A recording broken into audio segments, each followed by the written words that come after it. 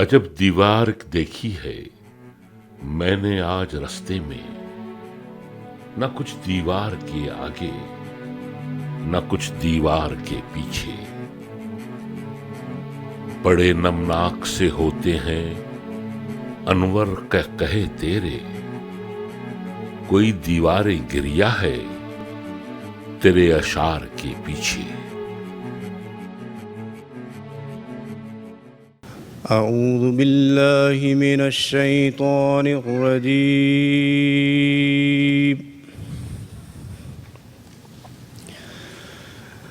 بسم اللہ الرحمن الرحیم۔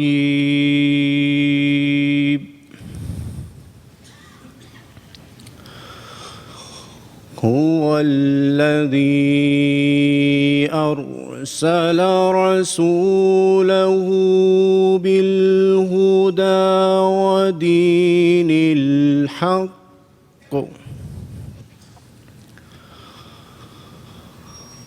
ودين الحق ليظهره على الدين كله وكفى بالله شهيدا۔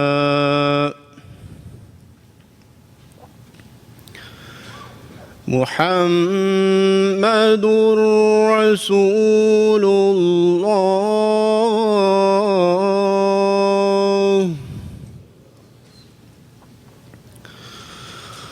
والذين معه أشداء على الكفار رحماء بينهم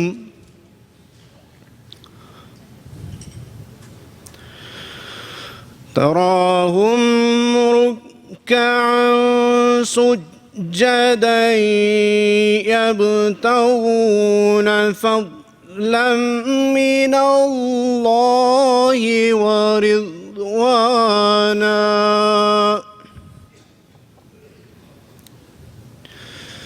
سيماهم في وجوههم من أثر السجود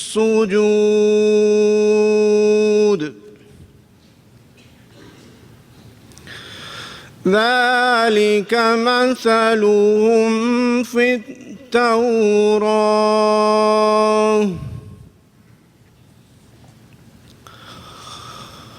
ومثلهم في الإنجيل كزرع أخرج شطأه فآزره فاستغلظ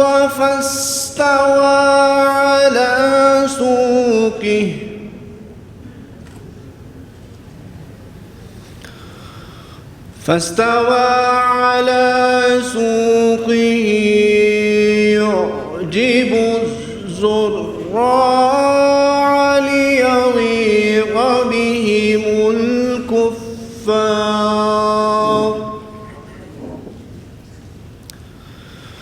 وعد الله الذين آمنوا وعملوا الصالحات منهم مغفرة وأجرا عظيما۔ ان آیات کا اردو ترجمہ پیش کرتا ہوں۔ اللہ کے نام کے ساتھ جو بڑا مہربان اور بار بار رحم کرنے والا ہے، وہی ہے جس نے اپنے رسول کو ہدایت اور دین حق کے ساتھ بھیجا تاکہ وہ اسے دین کے ہر شعبہ پر کلیتاً غالب کر دے، اور گواہ کے طور پر اللہ بہت کافی ہے۔ محمد صلی اللہ علیہ وسلم رسول اللہ، محمد رسول اللہ اور وہ لوگ جو اس کے ساتھ ہیں کفار کے مقابل پر بہت سخت ہیں اور آپس میں بے انتہا رحم کرنے والے۔ تو انہیں رکوع کرتے ہوئے اور سجدہ کرتے ہوئے دیکھے گا، وہ اللہ ہی سے فضل اور رضا چاہتے ہیں۔ سجدوں کے اثر سے ان کے چہروں پر ان کی نشانی ہے۔ یہ ان کی مثال ہے جو تورات میں ہے، اور انجیل میں ان کی مثال ایک کھیتی کی طرح ہے جو اپنی کونپل نکالے، پھر اسے مضبوط کرے، پھر وہ موٹی ہو جائے اور پھر اپنے ڈنٹھل پر کھڑی ہو جائے، کاشتکاروں کو خوش کر دے تاکہ ان کی وجہ سے کفار کو غیظ دلائے۔ اللہ نے ان سے جو ایمان لائے اور نیک اعمال بجا لائے مغفرت اور اجر عظیم کا وعدہ کیا ہوا ہے۔ جزاک اللہ۔ حاضرین محفل، معروف لبنانی مفکر خلیل جبران نے شاعر کی تعریف کرتے ہوئے کہا تھا کہ ایک تنہا انسان جس کا لباس سادگی اور غزا لطافت ہے، جو شجر حیات کے سائے میں بیٹھ کر ایجاد و اختراع کا سبق پڑھتا ہے اور رات کی خاموشی میں جاگ کر نزول روح کا انتظار کرتا ہے، ایک کسان جو احساسات کے مرغزار میں اپنے دل کا بیج بوتا ہے، جو اس سرسبز کھیتی کی شکل میں نمودار ہوتے ہیں جسے انسانیت اپنی غذا بناتی ہے۔ اسی طرح جبران حقیقی شاعروں کو مخاطب کرتے ہوئے کہتا ہے کہ اے شاعرو، تم نے دلوں پر قبضہ جما لیا ہے اور تمہارے قبضہ کی کوئی حد نہیں۔ خواتین و حضرات، شاعری بہت مشکل صنف سخن ہے اور یہ ہر کس و ناقص کے بس کی بات نہیں، لیکن مزاحیہ شاعری کو تو تنے ہوئے رسی پر چلنے کے مترادف قرار دیا گیا ہے، کیونکہ اس کی ایک طرف سنجیدگی ہوتی ہے تو دوسری طرف ناشائستگی اور بےہودگی۔ اسی لیے حقیقی مزاح لکھنے والوں کی تعداد آج بھی انگلیوں پر گنی جا سکتی ہے۔ یہ محض ایک رسمی جملہ نہیں، بلکہ حقیقتاً ہم سب کے لیے بہت فخر کی بات ہے کہ آج ہمارے درمیان ایک ایسی ہستی موجود ہے جو کسی تعارف کی محتاج نہیں۔ خلیل جبران کے الفاظ میں وہ ایسے شاعر ہیں جو آپ سب کے دلوں پر قبضہ جما چکے ہیں، اسی وجہ سے ان کا نام سنتے ہی آپ کھنچے چلے آئے ہیں۔ میری مراد ادب اور خصوصاً مزاحیہ ادب کے شاہ سوار جناب انور مسعود صاحب سے ہے۔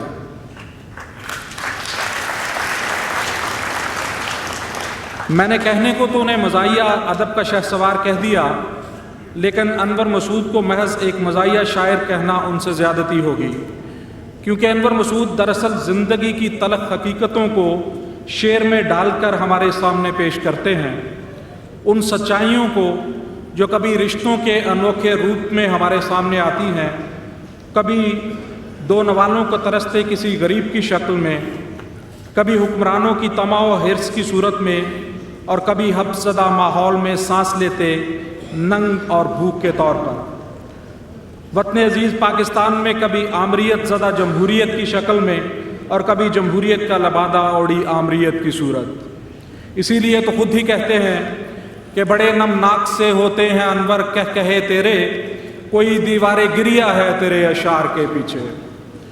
انور مسعود کا المیہ یہ ہے کہ زندگی کی تلخیوں کو اپنی شاعری سے میٹھا کرنے کی کوشش کر رہے ہیں۔ دوسرے لفظوں میں ان کی شاعری شوگر کوٹڈ کونین کی گولی ہے۔ اسی ذریعے سے انور مسعود بیمار معاشروں کو صحت مند کرنے کی اپنی سی کوشش میں مصروف ہیں۔ بڑا چلا جے انور کچھ نہ پوچھو، سمندر وچ پتاسے کھوردا جے۔ میں نے کینیڈا کا لحاظ کرتے ہوئے انگریزی کا لفظ شوگر کوٹڈ بھی استعمال کر لیا، وگرنہ انور مسعود صاحب انگریزی کے الفاظ کا بہت ہی خوبصورت ترجمہ کرتے ہیں۔ سیم بلڈ کا ترجمہ ہمدم کیا ہے اور سٹرا کا ترجمہ کانا، یہ اپنی شاعری میں استعمال کر چکے ہیں، لیکن کیا کریں، مجبوری ہے کہ دوستو انگلش ضروری ہے ہمارے واسطے، فیل ہونے کو بھی ایک مضمون ہونا چاہیے۔ میں زیادہ دیر آپ کو اپنی باتوں سے بیزار نہیں کرنا چاہتا اور نہ ہی آپ کو سنجیدہ ہو کر انور مسعود صاحب کو سننے کی دعوت دیتا ہوں، بلکہ اردو اور پنجابی کے اس خوبصورت شاعر کو اس طرح سنیں کہ محفل دے وچ کھڑن ہاسے جس دم آن کھلوے، اکھ سیانف وکری وکری ایک ہسے ایک رووے، شیر پڑے تے کنا اندر رس گھولن تقریراں، ہونٹ ہلاوے بندیاں جاون اکھاں وچ تصویراں، تو اب آئندہ 2 گھنٹے کے لیے انور مسعود صاحب ہیں اور آپ ہیں، ہم ان کو دعوت سخن دیتے ہیں۔ جی میں انور مسعود صاحب سے پہلے یہ درخواست کر رہا ہوں کہ وہ قرآن کریم کا تو بہت خوبصورت تلاوت سید مبشر احمد صاحب نے پیش کی، تو وہ اب نعت سے اس کا آغاز کریں۔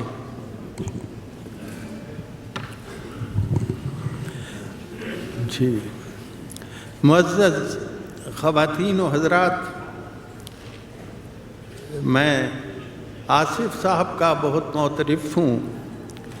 ان کا نام جو ہے اس کی انفرادیت بھی مجھے بڑی پسند ہے کہ ان کے نام کے آگے زرداری نہیں ہے۔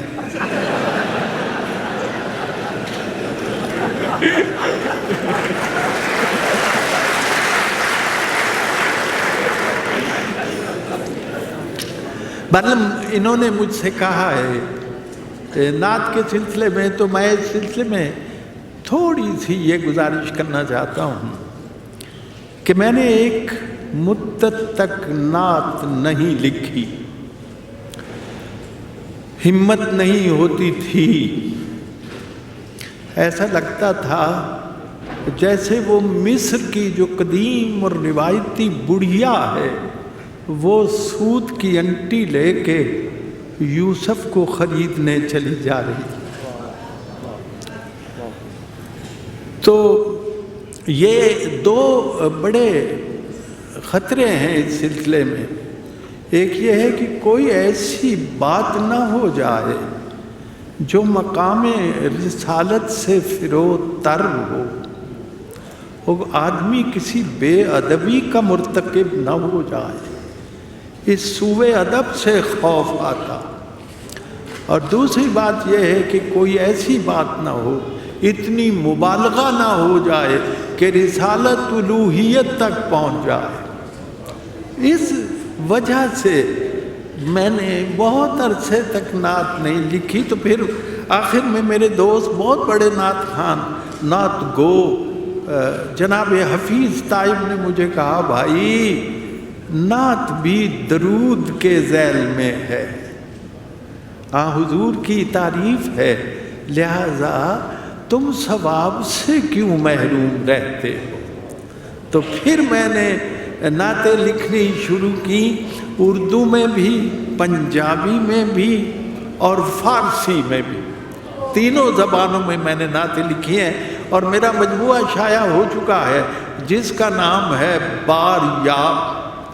بچوں کے لیے نعتیں بھی لکھی ہیں، جب وہ سفر پر جایا کرتے سر پر بادل سایہ کرتے، اس طرح کی نعت۔ اور پھر جو نعت میں آپ کو سنانے جا رہا ہوں وہ مسدس ہے اور کافی طویل نعت ہے، لیکن میں اس کے صرف 2 بند سناتا ہوں۔ دیکھیے حضور کی سیرت مبارکہ جو ہے وہ سب سے بڑا معجزہ ہے، وہ سارے جہانوں کے لیے رحمت ہے، تو اس سے بڑا کوئی معجزہ تاریخ انسانی کا نہیں ہے۔ تو وہ 2 بند ہیں، وہ میں آپ کی خدمت میں پیش کرتا ہوں کہ عطا ہوئے جو مروت کے اس کو پیر آئے، عطا ہوئے جو مروت کے اس کو پیر آئے، زبان حق سے وہ خلق عظیم کہلائے۔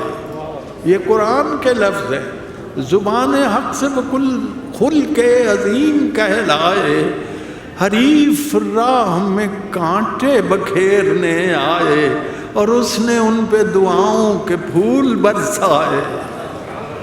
اسے جو لوگ ستاتے ہوئے نہ ڈرتے تھے، امانتیں بھی اسی کے سپرد کرتے تھے۔ اسے جو لوگ ستاتے ہوئے نہ ڈرتے تھے، امانتیں بھی اسی کے سپرد کرتے تھے۔ حضور کا مشن کیا تھا؟ وہ چاہتا تھا رہو رسم زندگی بدلے، بگڑ گیا تھا جو انداز بندگی بدلے، بھٹک رہا تھا جو اسلوب آگہی بدلے۔ اسے یہ مصرع غور سے سنیے، اسے یہ دھن تھی کہ اندر سے آدمی بدلے۔ وہ چاہتا تھا رہو رسم زندگی بدلے، بگڑ گیا تھا جو انداز بندگی بدلے، بھٹک رہا تھا جو اسلوب آگہی بدلے، اسے یہ دھن تھی کہ اندر سے آدمی بدلے، وہ دور حضرت گردوں رکاب کیا کہنا، وہ انقلاب سعادت مآب کیا کہنا۔ تو جناب میرا اصل میں 3 زبانوں سے تعلق ہے۔ پنجابی میری مادری زبان ہے، اردو میرے بچوں کی مادری زبان ہے۔ شکریہ۔ میری اہلیہ اردو نہیں بول پاتی، فارسی میری تدریسی اور تہذیبی زبان۔ افسوس ہے کہ پاکستان میں اب فارسی کا چلن وہ نہیں رہا، جس کا بڑا نقصان ہے۔ اور سب سے بڑا نقصان میرے نزدیک یہ ہے کہ حضرت علامہ اقبال کا اور غالب جیسے شعراء کا کلام جو ہے وہ بیشتر فارسی میں ہے، اور ہم ان سے دور ہو گئے ہیں۔ یہ تعلق بہت ڈھیلا پڑ گیا ہے، اور یہ بڑی افسوسناک بات ہے۔ فارسی کے موقع نہیں ہے۔ میں آپ کو بتاؤں فارسی میں کتنے خزانے۔ ایک شعر سنیے کسی کا، میں بھی فارسی میں لکھتا ہوں کہ چوب را آپ فرو مین برا دلت چیز، شرمشاید فرو بردن پروردہ خی۔ پانی لکڑی کو میں ترجمہ کر دوں گا، آپ بے فکر مند ہو جائیں۔ کہتے ہیں پانی لکڑی کو ڈبوتا کیوں نہیں ہے؟ شاعر کہتا ہے، دوسرے مصرے میں کہتا ہے پانی کو شرم آتی ہے جسے میں نے خود پالا ہے، اب اسے کیسے ڈبو دوں۔ کیسا عمدہ شعر۔ پہلی بات یہ ہے کہ میں یہ بھی عرض کر دینا چاہتا ہوں کہ ماشاءاللہ وہ مہینہ شروع ہونے والا ہے مبارک مقدس، جس میں قرآن بھی نازل ہوا، اور یہ وہ مہینہ ہے جس میں پاکستان وجود میں آیا۔ اور یہ عجیب بات ہے کہ پاکستان 27ویں رات کو وجود میں آیا، اور 1940 کی جو مسلم لیگ کا اجلاس تھا جس میں اپنی منزل متعین کی گئی، وہ بھی 27واں اجلاس تھا۔ یہ ایک عجیب بات ہے۔ تو یہ ٹھیک ہے کہ پاکستان کے حالات جو ہیں بحران کا شکار ہیں، لیکن کیا وقت کھڑا رہتا؟ تلک الایام نداولها بین الناس، یہ ارشاد باری ہے کہ ہم دنوں کو لوگوں کے درمیان پھیرتے رہتے ہیں۔ تو میں اس سلسلے میں بہت پر امید ہوں، بہت پر امید، کیونکہ حکم ہے لا تقنطوا من رحمت اللہ۔ انشاءاللہ ہمیں جو بحران ہے وہ قیادت کا ہے، اور جب وہ بحران ختم ہوگا انشاءاللہ پاکستان ترقی کرے گا۔ تو بلکہ پاکستان کے بارے میں 2-4 شعر راجہ صاحب کہ جس طرح کی ہیں یہ دیواریں، یہ در جیسا بھی ہے، سر چھپانے کو میسر تو ہے، گھر جیسا بھی ہے۔ اس کو مجھ سے، مجھ کو اس سے نسبتیں ہیں بے شمار، میری چاہت کا ہے محور یہ نگر جیسا بھی ہے۔ چل پڑا ہوں شوق بے پرواہ مرشد مان کر، راستہ پر پیچ ہے یا پر خطر جیسا بھی ہے۔ سب گوارا ہے تھکن ساری دکھن ساری چبھن، ایک خوشبو کے لیے ہے یہ سفر جیسا بھی ہے، اور وہ تو ہے مخصوص ایک۔ شکریہ شکریہ۔ وہ تو سب گوارا ہے تھکن ساری دکھن ساری چبھن ایک خوشبو کے لیے ہے، یہ سفر جیسا بھی ہے وہ تو ہے مخصوص ایک تیری محبت کے لیے، تیرا انور با ہنر یا بے ہنر جیسا بھی ہے۔ تو جناب میں نے شکریہ، میں نے گزارش کی تھی کہ میرا 3 زبانوں سے تعلق ہے اور میری اہلیہ جو ہے پنجابی نہیں بول سکتی، لیکن اس بھلی لوگ نے زندگی میں ایک دفعہ پنجابی بول دی تھی، یہ حیرت انگیز واقعہ بھی ہوا۔ اور وہ کیسا موقع تھا، مجھے آ گیا ہوں میں اپنی آئی پہ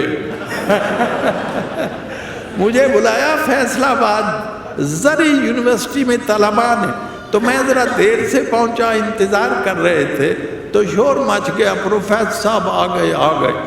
لو جی انہوں نے مجھے ہار پہنایا، اتنا لمبا ہار میرے ٹخنوں سے ٹکراتا تھا، گٹیا نال واجتا سی، اس پہ گتا لگا ہوا تھا، گتے پہ ایک سنہری کاغذ لگا ہوا تھا، اس پہ لکھا ہوا تھا شادی مبارک ہو۔ اندازہ کرو جی، وہ پروین شاکر نے کہا ہے کہ بچے ہمارے عہد کے چالاک ہو گئے، اتنے چالاک ہو گئے کہ ایک ہار سے ایک دولہا کو بھی بھگتا دیا اور ایک شاعر کو بھی فارغ کر۔ اب جب یہ واقعہ ہوا تو میں نے اپنی اہلیہ کو، زوجہ محترمہ کو، وہ بھی فارسی کی پروفیسر ریٹائر ہوئی ہے، تو اس نے اسے بتایا کہ بھائی وہ انہوں نے ہار پہنایا، نیچے لکھا ہوا تھا شادی مبارک۔ تو اس دن اس نے پنجابی بولی، اس نے کہا کہ پھر تسی کلے ہی آ گئے ہو۔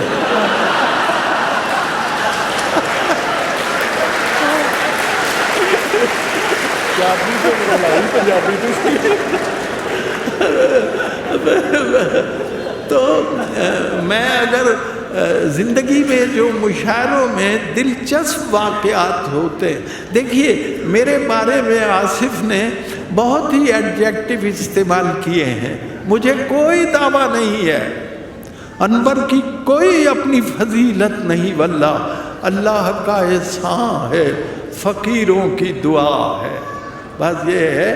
تو میرا زیادہ سے زیادہ کنٹریبیوشن یہ ہے کہ میں نے لوگوں کے ہونٹوں سے باتیں لی ہے اور ان کے کانوں کو واپس کر دینے کی کوشش کی ہے۔ دس از مائی ہمبل کنٹریبیوشن، یہ میرا معمولی سا کنٹریبیوشن ہے جی، اور شکر ہے اللہ کا کہ یہ بات جو ہے قبول خاطر ہو گئی ہے، لوگوں کو بھا گئی ہے، پسند آ گئی ہے۔ تو میں جتنا ایک میرا انٹرویو لیا نہیں بخاری نے، تو مجھے اس نے کہا کہ میں نے اس سے کہا کہ اگر مجھے ایک اور زندگی مل جائے اور میں اس زندگی کا شکر ادا کرنا چاہوں تو وہ زندگی تھوڑی، اتنے کرم ہوئے ہیں مجھ پر، اتنی مقبولیت عطا فرمائی ہے میرے اللہ نے مجھ کو کہ میرے پاس کوئی لفظ نہیں ہے۔ اس سلسلے میں یہ شاعر گونگا ہے۔ تو جناب یہ میں عرض کر رہا تھا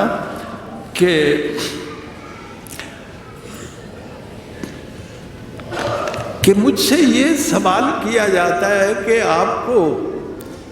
آپ کو کون سا شاعر پسند ہے؟ یہ بھی بڑا اچھا سوال، جینون سوال ہے۔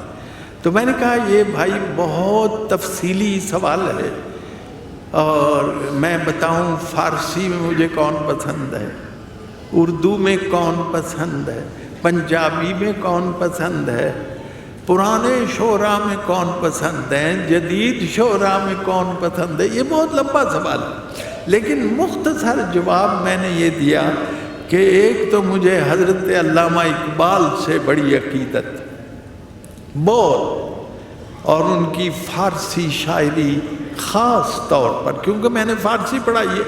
میں بچہ سا تھا میری عمر ہوگی 13-14 سال اور میں گھر سے نکلا وسن پورے لاہور سے تو علامہ اقبال کے مزار پہ چلا گیا اور میں نے دیکھا یہ میرا چشمدید واقعہ کہ دور سے ایک بادل، ایک ابر پارا، ایک کلاؤڈ لیٹ بھاگتا ہوا چلا آ رہا ہے اور وہ اقبال کے مزار پہ آ کے ٹھہر گیا اور پھر برسنا شروع کر دیا۔ میں نے جا کے دیکھا تو کوئی بوند مزار کے باہر نہیں تھی۔ آسمان تیری لحد پر شبنم افشانی کرے، سبزۂ نورستا اس گھر کی نگہبانی کرے۔ تو دوسری عقیدت مجھے پنجابی کے شاعر ہیں میاں محمد بخش رحمۃ اللہ علیہ، آپ نے سنا ہوگا ان شکریہ، جن کی کتاب ہے، کیا کتاب ہے جی؟ سیف الملوک۔ سیف الملوک کتاب ہے اور بہت اعلیٰ پائے کی مثنوی ہے، اور میاں صاحب میرے آئیڈیل پوئٹ ہیں۔ فارسی کا شعر واعظین کرام پڑھا کرتے تھے، اے دوست بر جنازہ دشمن چو بگذری، شادی مکن کے بر تو ہمین ماجرا ربد۔ دشمن کا جنازہ گزر رہا ہو تو خوش نہ ہونا، اے میرے دوست تیرے ساتھ بھی یہ واقعہ ہونے والا ہے۔ پہلے یہ لوگ یہ شعر پڑھا کرتے تھے اور پھر پڑھنے لگے، دشمن مرے تے خوشی نہ کریے، سجنا بھی مر جانا ہے۔ تو یہ شخص، یہ اتنا بڑا شاعر، اجل شاعر، یہ میاں محمد ہے جس نے رومی کو، جامی کو، حافظ کو، سعدی کو ریپلیس کیا۔ ان کے مزار پر میں جب حاضر ہوا کھڑی شریف جہلم کے پاس، تو وہاں جا کے میرے راستے میں خیال آیا میں خالی ہاتھ جا رہا ہوں، تو میں نے چند شعر کہے میاں صاحب کے انداز میں، شاید انہیں قبول ہو گئے ہوں۔ تو وہ مجھے جب میری ملاقات ہوئی راجہ اشرف صاحب سے تو مجھے اتنی خوشی ہوئی کہ میرے میں اور ان میں یہ مشترک بات ہے کہ ہم دونوں میاں صاحب کے بڑے عقیدت مند ہیں۔ اور ماشاءاللہ وہ شعر جو میں نے میاں صاحب کے مزار پر جاتے ہوئے کہے تھے، راجہ صاحب اپنے روغنی گلے کے ساتھ اس طرح پڑھتے ہیں کہ آدمی وجد میں آ جاتا ہے۔ میں وہ عیار آج بیاں، وہ سامنے بیٹھے ہیں، میں ان سے گزارش کروں گا کہ وہ شعر سنا دیں اور پھر باقی میرا کام ہے۔